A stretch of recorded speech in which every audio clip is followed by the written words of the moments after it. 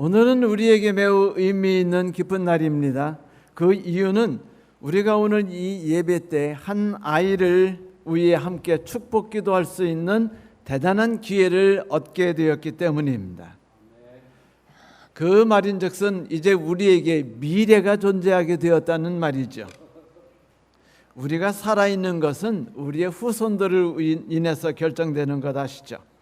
아이는 하나님께서 우리에게 주신 기업입니다.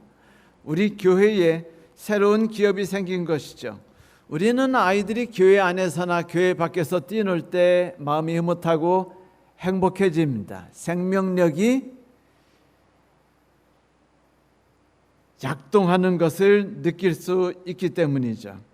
사실 요즘엔 어린아이들이 점점 줄어드는 형편이죠. 그래서 그런지 아이들이 희망차게 뛰어다닌다는 것을 보는 일은 즐거움이자 축복입니다. 그런데 이 아이들에 대하여 성경에서 여러 가지로 많은 말씀을 주셨고 또 무한히 많은 성경 말씀이 아이의 중요성에 대하여 크게 말하고 있다는 사실을 잘 아시죠?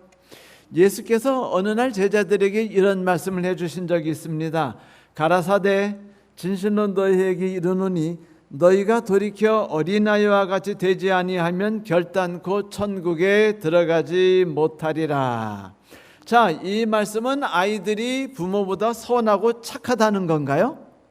그렇지 않죠. 그것은 도덕성을 말한 것이 아닙니다. 그것은 그 아이들이 가지고 있는 어린아이로서의 독특한 성정, 누군가를 의지하고 누군가를 신뢰하려는 본성에 대해서 이야기한 것이죠. 우리가 잘 알다시피 어린아이는 무한한 가능성을 가지고 있어요. 그 말인즉슨 무한히 불완전하다는 말입니다.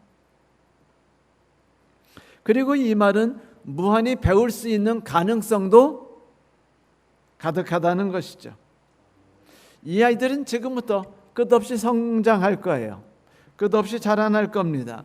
우리가 상상하지 못했던 많은 것들을 가지게 될 것입니다. 모든 것을 배울 준비를 다 했죠. 그들은 빈 그릇을 많이 준비해 놨습니다. 빈 그릇을 채우는 것은 우리 교회 어른들이 되겠고 그리고 부모님이 되겠죠. 이들은 아직도 악한 정신과 게으른 정신이 완전히 굳어 있지 않아요. 아직도 불신하는 마음이 완전히 굳어 있지 않습니다. 아직도 이웃에게 좋지 않은 말을 전하는 일에 불완전해요. 그래서 감사하죠. 아직은 말입니다. 아직은. 우리는 모두 대박을 꿈꾸며 살아요. 그런데 큰 노력 없이 얻는 것을 좋아하죠. 그래서 우리가 잘하는 것이 복권 사는 일입니다. 복권은 한 방에 큰 노력 없이 모든 걸 끝내주거든요. 새로 생긴 상점을 발견한 어떤 여인이 약간은 그 궁금증과 신기한 마음을 가지고 가게 문을 열었습니다. 마음씨 좋아 보이는 주인 아저씨가 따뜻한 얼굴로 여인을 맞았죠. 어서 오세요. 그러자 여인이 물었습니다. 여기는 무엇을 팔지요? 그러자 주인이 엉뚱한 대답을 했어요. 당신이 원하는 것은 무엇이든지 다 팝니다. 당황했지만 이거 진짜 대박이라는 걸 알았어요. 내가 그 마법 가게를 들었나 봐 라고 생각한 여인이 곰곰이 생각한 다음에 이제 그 원하는 것을 말했어요. 마음의 평화와 사랑, 행복, 지혜 그리고 두려움으로부터 자유를 주세요. 꼭 만화 영화 보는 기분이죠. 그러자 이분이 그 주인이 입을 다물고 한참 그 이렇게 물끄러미 여인을 쳐다보더니 이렇게 대답했습니다. 미안하지만 찾으시는 건 드릴 수 없네요. 부인, 이 가게에서는 열매는 팔지 않습니다. 오직 씨앗만 팔지요. 그런데 어쩌면 이것이 그 아이를 우리에게 주신 하나님의 이유일지도 모릅니다. 성도 여러분, 우리가 아이를 낳게 되면은요, 하나님이 씨앗을 주셔요. 그 씨앗은 아이에게도 심어주시고 우리에게도 심어주십니다. 그래서 우리가 아이에게 있는 그 씨앗이 자라날 수 있도록 사려 깊은 행동과 노력과 투쟁을 하게 될 때 우리 안에서도 같은 열매들과 같은 나무들이 그 꽃을 피고 성장할 수 있게 되죠. 이 말은 자녀를 키우게 되면 부모도 함께 그 부분에 있어서 자라게 된다는 걸 뜻합니다. 물론 이 말은 부정적으로 말하면 자녀를 키우게 되면은 부모가 그 신경을 크게 쓰지 않는다면 부모의 옳지 않은 모든 것들이 자녀와 함께 끊임없이 커갈 수도 있다는 걸 말하는 것이죠. 자녀들은 모든 걸 매우 빨리 배웁니다. 할아버지, 아버지가 이제 같이 장작을 패는데 할아버지가 실수해가지고 그 아들의 팔을 도끼로 찍을 뻔했어요. 그러자 아들이 깜짝 놀래가지고 자기도 모르게 소리를 질렀습니다. 아니 이놈의 영감탱이가 누구를 죽이려고 하나. 그러자 곁에서 앉아서 턱을 귀고 그 할아버지, 아버지 그 나무 패는 걸 구경하던 아이가, 손주가 할아버지를 욕한다가 아버지에게 소리를 질렀습니다. 나쁜 놈! 아버지에게 그런 말을 하는 녀석이 어딨어? 이렇듯 아이들은요 매우 빠르게 배워요. 남 욕하는 거, 비웃는 거, 게으르게 행동하는 것들, 늦게 일어나는 거, 아우 일어나기 싫어라고 말하는 거, 물론 소풍 갈 땐 번개처럼 일어납니다만 학교 갈 땐 늦게 일어나죠. 교회에 등한히하게 되는 거, 목사님 뒷담화 까는 거, 가난한 사람이나 공부 못한 사람 무시하는 거, 내 편이 아닌 집사 흉보는 거, 연금을 내지 않고 그 돈으로 제주도 놀러 가는 거, 이런 거는요 대단히 빨리 배워요. 이건 참 충격적인 이야기입니다. 그건 뭐냐면 내 아이를 쪽박나게 만드는 거는 누구 손에 달려 있다는 거죠? 내 손에 달려 있다는 겁니다. 어느 분이 말하죠. 이 손 안에 있소이다. 맞아요. 이 손 안에 있습니다. 내 아이의 미래가 나에게 있어요. 반면에 어린아이들은 좋은 것도 빨리 배웁니다. 그들은 웃고 도와주고 함께 기뻐하고 함께 슬퍼하는 것들을요 부모와 함께 매우 빨리 배우고, 그것만이 아니라 배운 것을 매우 빨리 실행을 옮길 줄 알아요. 그들은 기도하는 법도, 헌금을 아끼지 않고 드리는 법도 금방 배웁니다. 왜냐하면 10원은 부담이 가지 않기 때문이죠. 나아가 존경하고 사랑하고 이해하는 것도 금방 배웁니다. 왜냐하면 어릴 때부터 존경하고 사랑하고 이해하는 것이 사람이 살아가는 기본적인 방법이구나라고 배워왔기 때문입니다. 그들은 끊임없이 배우고 익히려고 합니다. 자기가 배운 것들을 자기 것으로 금방 흡수하려고 합니다. 왜냐고요? 생존해야 되니까. 어른과 같지 않습니다. 어른은 모든 걸 재고 배워야 되는지 익혀야 되는지 신경을 쓰지만 어린아이는 그렇지 않아요. 또한 어린아이들은 매우 단순한 눈을 가지고 있습니다. 어느 정도냐?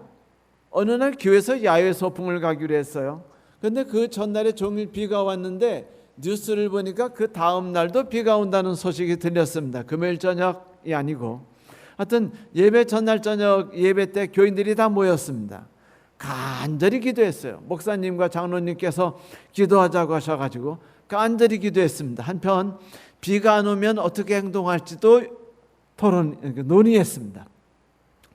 다음 날 아침에 교우님들이 교회에 오셨는데 모든 교우님들이 다 우산을 들고 오셨어요. 그런데 어제 기도에 참석했던 아이만 우산을 가지고 오지 않았습니다. 왜냐? 그래서 어른들이 물었죠. 예, 너는 왜 우산을 갖고 오지 않았니? 하나님께 우리가 비 오지 않게 해달라고 기도하지 않았어요? 어른들은 단순한 어린이들을 보면서 저것들이 세상 물정 몰라가지고 저렇게 어리석게 사니까 빨리 그 때를 묻혀가지고 그 세상 사는 법을 깨닫게 해줘야지라는 사명감을 갖게 될지도 몰라요. 하지만 그들은 세상을 알지 못하는 것이 아니라 자기가 신뢰하고 의지하고 믿는 것에 대해서 부정하거나 의심하지 않는 것을 말하는 것입니다. 세상에 대해서는 그것이 잘못된 행동일 수 있어요. 그러나 부모와 하나님에 대해서는 그것이 가치 있는 행동이 아닐까요? 어린아이들은 배운 대로 행동합니다. 그래서 신뢰하고 따르기 때문에 그것이 어른들을 당황하게 할 수도 있어요. 반면에 어른들에게 감동을 줄 수도 있습니다. 이건 2차 이거는 그 루마니아에서 있었던 그 사건이었습니다. 범브란트 목사님이 하셨던 이야기죠. 어느 날 갑자기 군인들이 그 예배드리는 교인들이 있는 교회 문을 그 발로 차고 들어버렸어요. 그들이 총을 들고 있었는데 장교처럼 보이는 군인이 큰 소리로 말했습니다. 지금부터 모든 교인들은 교회를 떠난다. 나는 교인들을 다 죽이라는 명령을 받고 왔다. 하지만 나는 마음이 착한 사람이니까 고로 교회 입구에 성경책을 놔두겠다. 지나가면서 침을 뱉고 나가는 사람들은 살려주마. 기회를 주마라고 말한 것이었어요. 그래서 어른 그리스도인이 생각했어요. 난 죽을 수 없어. 젊은 아내가 있고 내가 죽으면 내 자식들은 어떻게 하란 말이야. 그냥 아마 평생을 눈물로 지내겠고 그리고 내 아이들은 어떻게 지낼까? 온몸에 떼꾸정물 흘린 채 거지처럼 살지 않을까? 그러므로 나는 살아야 돼. 하나님이 다 이해해 주실 거야. 나에겐 나이 많은 부모님이 계셔. 그분들을 보살펴 드릴 사람은 나밖에 없는데 내가 죽으면 안 돼. 베드로도 하나님을 3번씩이나 부인하지 않았어? 그렇다면 나도 3번 정도는 용서받을 거야. 그러면서 그들은 교회 문을 나가면서 다 침을 뱉었습니다. 물론 조금의 양심의 고통은 있었지만 그들은 하나님을 신뢰했어요.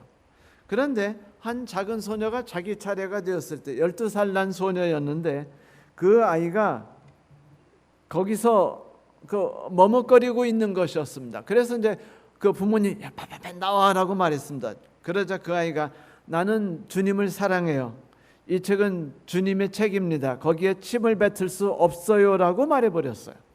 그리고는 무릎을 꿇고 자기 옷소매로 그 침이 묻어있는 성경책을 닦습니다. 그리고 총 소리가 들리고 아이가 쓰러져 죽었습니다. 이 사건이 워낙 충격적이었기 때문에 그 교회에서 일어났던 사건이 그 범브란트 목사님을 통해서 기록으로 남았어요. 범브란트 목사님은 우리가 잘 알다시피 그 정부로부터 핍박을 받아서 많은 고문과 오랫동안 감옥살이를 했던 분이셨죠. 성도 여러분, 이 사건은요, 아이들이 얼마나 단순하며 자기가 배운 대로 살아갈 수 있는 능력을 갖고 있는 아이인가를 말해주는 것입니다. 아이들은 배우기만 한다면 그 어떤 죄악과도 싸워나갈 수 있는 용기가 있는 애들이에요. 그래서 아이들은 하늘에 갈 수 있는 충분한 권리를 가지고 있죠.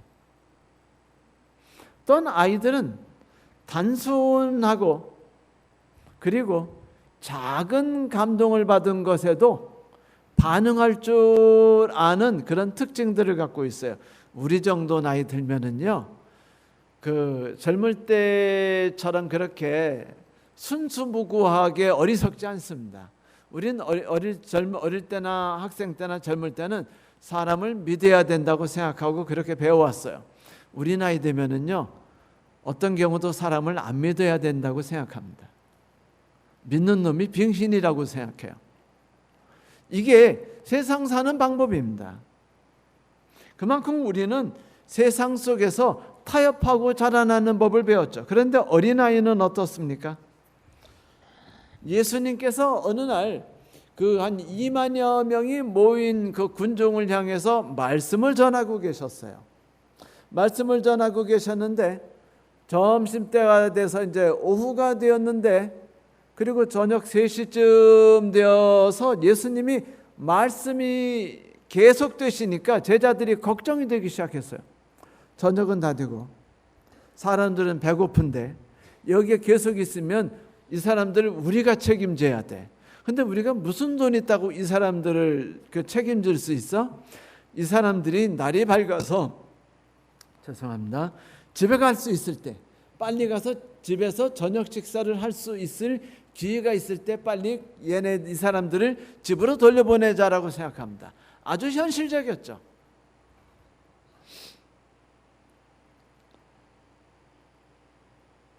그래서 예수님께 슬쩍 말합니다. 예수님, 이제 끝나실 때 됐습니다.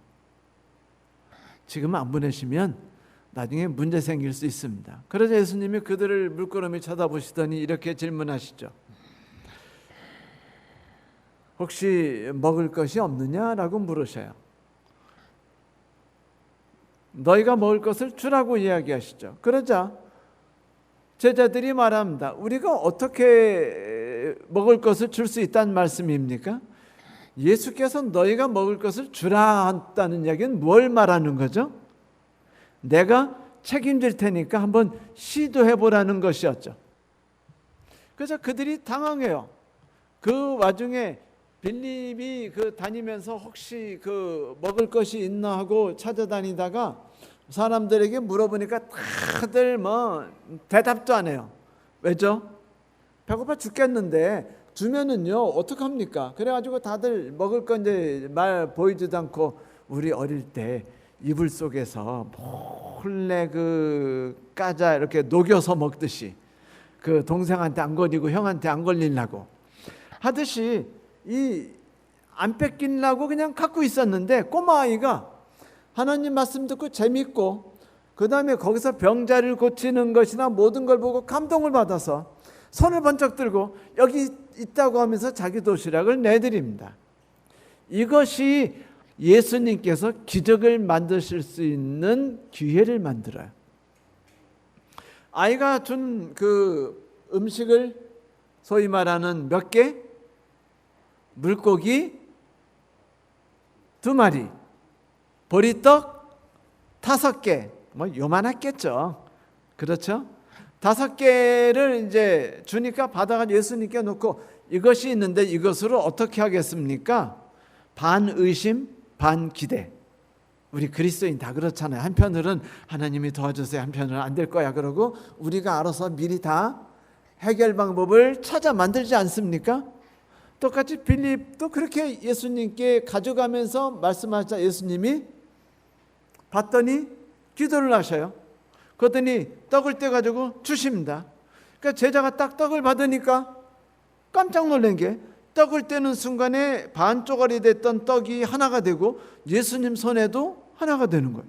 그 나눠주시니까 예수님에게 계속 떡이 생기고 자기들도 받아서 나누는데 계속 새로 생기니까 그들이 충격을 먹은 겁니다. 하나님 앞에는 불가능이라는 것이 없구나 라는 것을 어른들이 배웠죠. 그리고 모든 사람들이 그날 아주 행복한 저녁 식사를 했습니다. 그런데 이 기적을 만든 사람은 한 어린아이였습니다. 이것이 바로 어린아이 행동이죠. 어린아이는 너무 순수해서, 어릴 때 순수하지 않으면 문제가 크죠. 자기가 받은 감동대로 나눠주라니까 나눠줄 수 있고 사랑하라니까 사랑한 거예요. 성도 여러분, 아이들이 그 일할 때 에이, 너 그런 식으로 살면 나중에 인생 어른 돼가지고 쪽박 찬다.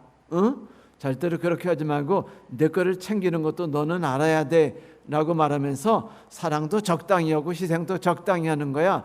네 자꾸 나눠주기만 하지 그럼 사람들이 너를 아주 이용해 먹을 수 있는 놈으로 생각하게 돼 라고 아주 친절하고 자세하게 가르쳐드리면 어떻게 될까요? 근데 그 아이는 부모를 보면서 우리 부모님이 인생을 저렇게 사셨고 저게 사람 사는 법이나구나라고 생각하고는 아이들이 자연스럽게 그 방법을 배우고는 하나님 안 믿게 됩니다. 데리고 아무리 교회에 나와봤자 아무 소용없어요. 부모들이 아이에게 그러죠. 너희들 정직하게 살아야 된다. 그리고는 이제 그 현관 옆에 있는 게 띵동하고 울려요. 띡 보니까 어떤 아줌마인데 그 만나기 싫은 아줌마예요. 그러니까 엄마가 그럽니다. 없다 그래. 그러면 이제 아이가 이제 나가 열고 누구세요? 나 누군데? 엄마 철순이 엄마인데 영희 엄마 있니? 네, 안 계셔요. 라고 말해버립니다. 그 아이는 오늘 또 한 가지 귀중한 사실을 배웠어요. 세상 살 때 가장 지혜로운 것은 거짓말이다. 엄마가 거짓말했고 아이도 거짓말을 다른 어머니가 만든다는 말이 있죠.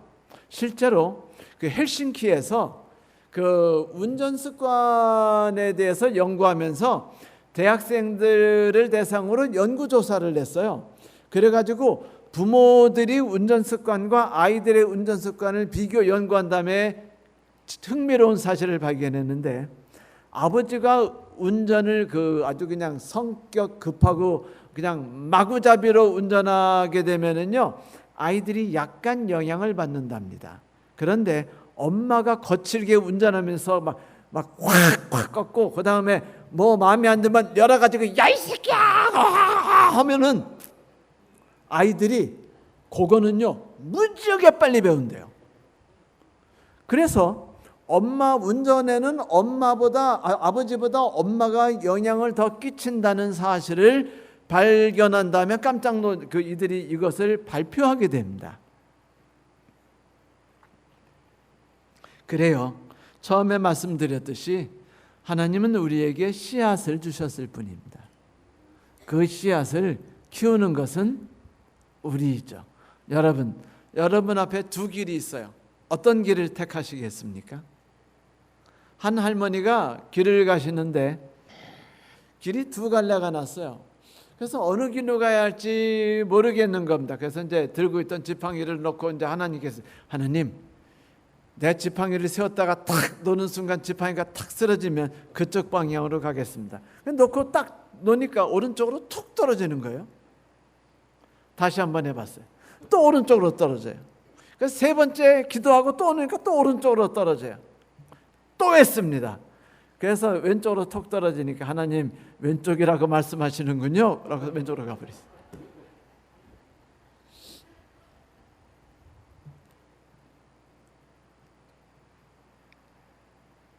우리 앞에 두 길이 있습니다.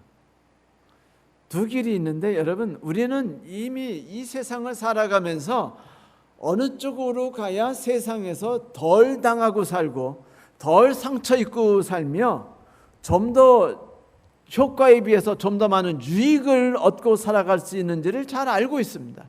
그래서 아이들에게 그걸 가르쳐주고 싶어요. 그런데 성도 여러분, 그 길은요 언제나 하나님의 안 계신 세상이란 것도 아시죠?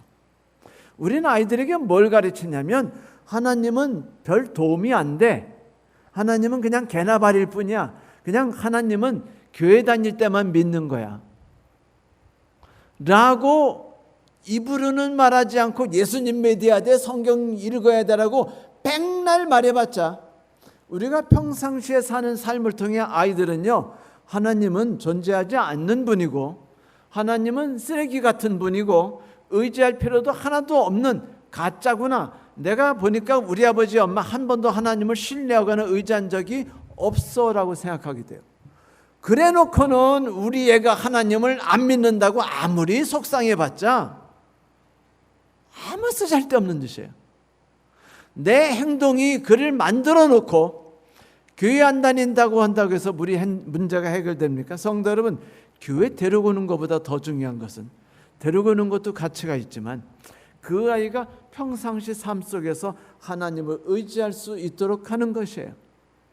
다시 말씀드리는데 씨앗만을 받았지 열매를 받지는 않습니다. 여러분, 눈을 들어 우리 교회의 아이들을 보십시오. 이 아이들이 바로 5,000명, 혹은 2만 명을 먹일 수 있는 잠재력을 갖고 있는 아이들입니다. 모두에게 희망을 줄 수 있는 아이들이에요. 그 아이들을 그렇게 키울 수 있도록 우리 자신을 하나님께 드리고 헌신해야 하지 않겠습니까? 우리는 이 아이들이 하나님 앞에 가장 귀중한 아이이고 하나님이 가장 사랑스럽고 마음에 드는 분이라는 걸 가르쳐 줘야만 해요. 그것은 우리에게 의무가 있습니다. 성경이 이렇게 말하죠. 나를 사랑하고 내 계명을 지키는 자에게는 수천 대까지 은혜를 베풀 것이다. 자녀들이 보고 배웠다는 것이죠. 성도 여러분, 우리가 하는 일은 그 어떤 것이든지 눈덩이처럼 점점 굴러내리면서 점점 커지게 돼 있어요. 우리의 삶이 자녀로 계승돼서 커져간다는 걸 상상해 보세요. 그것이 선한 일로 커지기를 소망하는 것이 부끄럽지 않아야 하지 않겠습니까? 성도 여러분, 아이들에게 몇 가지를 경험할 수 있도록 하는 일에 우리가 최선을 다했으면 좋겠어요. 교회 올 때는요, 어른 집사님들, 장로님들 꼭 생각하고 오세요. 아, 이 교회에 우리 교회에 어린아이들이 오지? 내가 오늘 걔들에게 무슨 기쁨을 줄 수 있을까 생각한 다음에 금요일 저녁 생각하면 더 좋겠죠. 낮에 아이들을 위해서 깎아든지 연필이든지 아니면 예쁜 카드든지 뭐든지 만들어서 나눠주는 일들을 한 달에 한 번이라도 정기적으로 해보세요. 아이들 꼭 안아줄 때 노인네 냄새 나지 않게 향수 살짝 뿌려도 괜찮아요. 여하튼 간에 아이들은요, 뛰어놀 때 혼내지 않고, 그래야 교회에서는 마음껏 뛰어놀아도 되고 자도 되는 거야. 교회에서 자면 어떻고, 교회에서 뛰어놀면 어떻습니까? 교회에서 뛰어놀 때 혼내면은 아이들은 뭐를 배우죠? 교회는 혼을 내는 곳이구나 라고 생각할 뿐입니다. 뛰어놀게 하세요. 교정은 부모가 할 일입니다. 우리들은 그 장군이네, 잘 뛰어노네 라고 해주시면 돼요. 그리고 뛰어노는 게 불편하시면은요, 데리고 가서 한 바퀴 돌시면 돼요. 먹을 거 나눠주시면서 같이 교회 밖으로 살살 걸어가서 거기서 마음껏 놀게 하시면 애가 지쳐가지고 교회 와서는 조용히 앉아 있을 수 있게 되니까요. 우리가 신경을 써야 되는 겁니다. 부모는 안식일이 되면 행복하다는 걸 보여주기 위해서 아이들이 행복해할 수 있는 예쁜 옷들과 편한 옷들, 즐거운 옷들을 입을 수 있게 도와주고, 그리고 사주고 새로운 음식과 맛있는 음식을 만들어주는 것도 좋겠죠. 안식일 날 쉼이 있다는 걸 알려주는 것은 좋습니다. 사랑이 이곳에서 흘러갈 수 있도록 해주세요. 사랑은 사랑을 낳는 법입니다. 제가 언젠가 말씀드린 적이 있다고 생각되는데, 스티브 에번스라는 분이 있었어요. 그 신혼부부였습니다. 그런데 동네 아이들을 되게 사랑했어요. 1991년 봄에 그는 이제 아이들을 모아서 야구팀을 만들었습니다. 그리고 팀 이름을 레즈라고 불렀어요. 근데 아이들이 이 가난한 동네 아이들이라 문제 아이들이 많았고, 그리고 막 잡탕이었어요. 막 스페니쉬 아이들, 흑인들, 한인 아이들 막 섞여 있었던 팀이었습니다. 그런데 시간이 지날수록 정성을 쏟았고 이 아이들을 사랑해서 최선을 다했습니다. 그런데 아무리 훈련하더라도 정식으로 제대로 된 훈련을 잘 받지 못하기 때문에 시합만 나가면 지는 거예요. 그러니까 아이들이 점점 풀이 죽었고 힘들었는데도 불구하고 스티브와 아내 샌드는요, 계속 애들을 격려했어요. 얘들아, 우리는 즐기는 거야. 행복하게 해보자. 그리고 올해만 있는 건 아니잖아. 내년 후년 우리가 3년 뒤에 멋진 모습을 보이는 거 낫지 지금 성공 몇 번 하고 3년 뒤에 깨지는 게 낫겠니? 하면서 계속 격려했어요. 그러던 어느 날 1991년 6월 17일 날 스티브가 공장에서 불의 사고로 인해 죽게 됩니다. 아이들이 이제 코치까지 없으니까 의기소침했는데 그들이 그 아주머니와 함께 그 야구 경기를 나가기로 결심해요. 왜냐하면 우리를 사랑했던 스티브 아저씨에게 뭔가 우리가 하고 열심히 하고 있다는 것을 보여드리고 싶었습니다. 1992년 말에 그들이 그 시즌 통산 16승 무패의 기록을 실제로 세웠어요. 기적이 일어났죠. 그리고 그의 마지막 1등을 가리는 시합에서 아쉽게 9회 말에 12대 9로 지고 있었어요. 근데 마지막 타자가 투아웃에 그 꼬마 토마스가 나왔습니다. 9살 소년이었어요. 이 소년이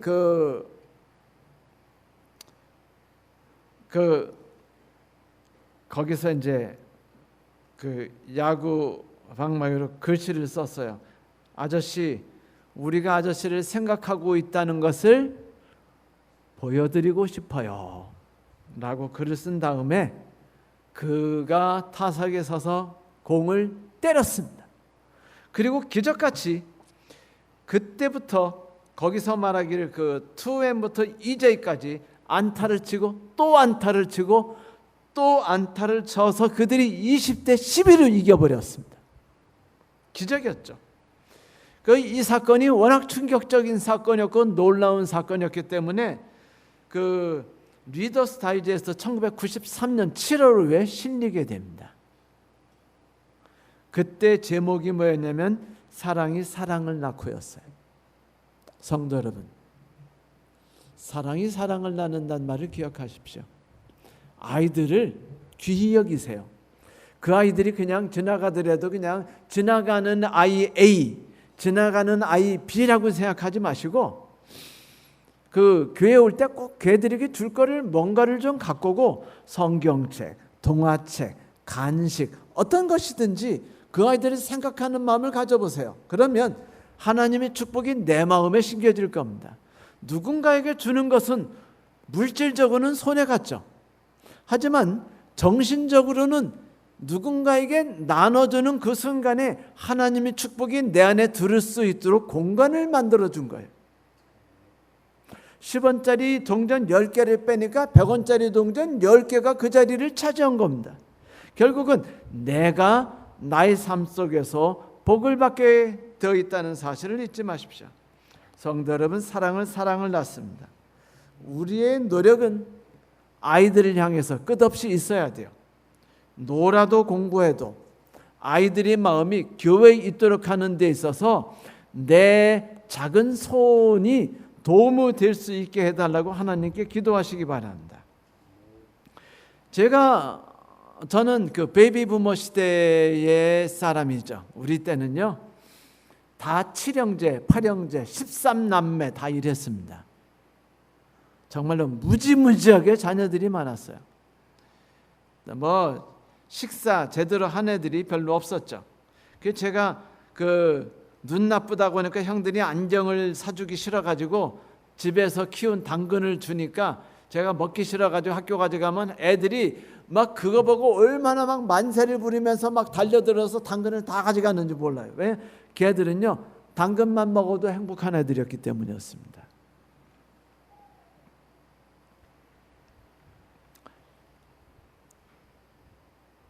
그런데 우리는 어릴 때 예배를 드렸죠. 그런데 어머님들이 거기서 순서를 진행하시고 재미있게 뭐를 붙이시면서 예배드려 주신 것들이 우리들을 얼마나 행복하게 했는지 모릅니다. 그래서 우리는 어릴 때 교회 가는 게 제일 행복했어요. 그래서 제일 즐거웠었습니다. 그래서 우리도 모르게 항상 교회에 있기를 좋아했고 결국은 저도 목사가 됐고 여기에 계신 분들도 다 그 시대에 어릴 때 교회에서 어린이 성경학교 때 그 면류관 쓴애 부르면서 면류관 하나라도 받아본 사람들이 아닙니까? 맞아요. 어릴 때 하나님을 만나도록 하는 건 되게 중요해요. 제가 영어학원에서 원장으로 있을 때 일입니다.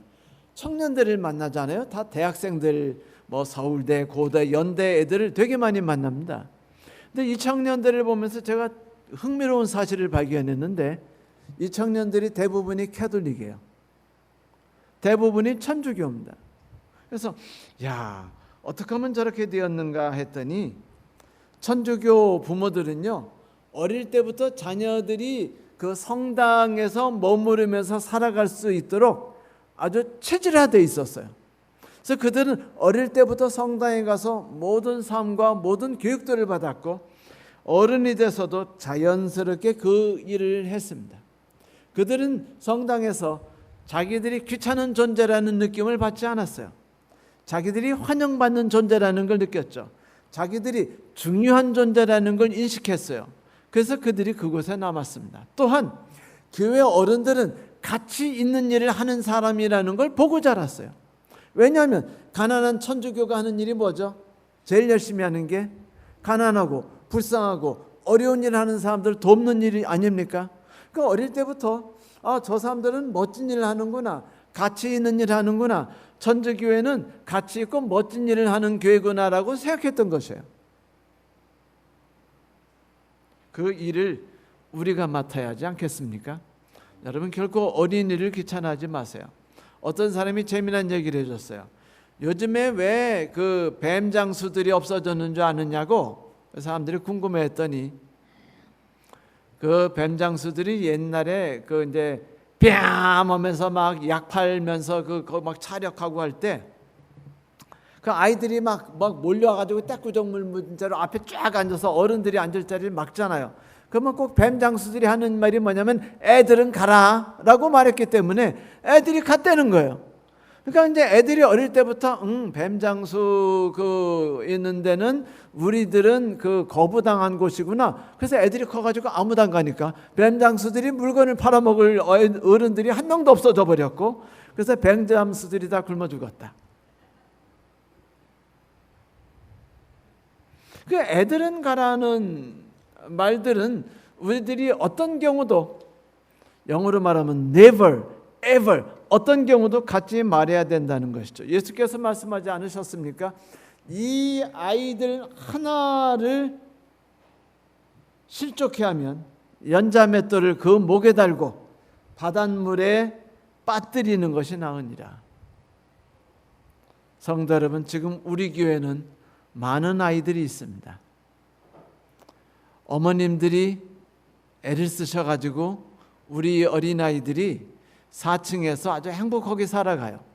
그래서 지금 우리 교회에서 숫자가 제일 많이 늘어나고 있는 부서는 어린이 부서입니다. 그렇다면 우리가 사력을 다할 부분도 이 부분이겠죠.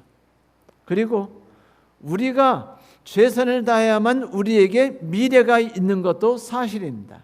그때 아이들이 불편하다고, 아이들이 귀찮다고, 아이들은 예배드리는 태도가 되어 있지 않다고 하는 생각들이 우리 마음 가운데 있지 않도록 합시다. 최선을 다하는 거예요.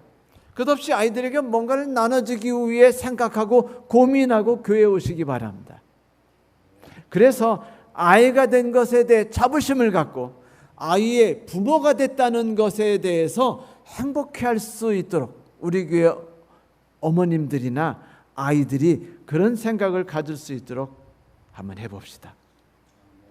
그래서 이 아이들 인해서 우리 교회에 10년 뒤 혹은 20년 뒤에 축복이 가득하게 될 수 있도록 우리가 할 수 있게 되길 바랍니다. 말씀을 마치겠습니다.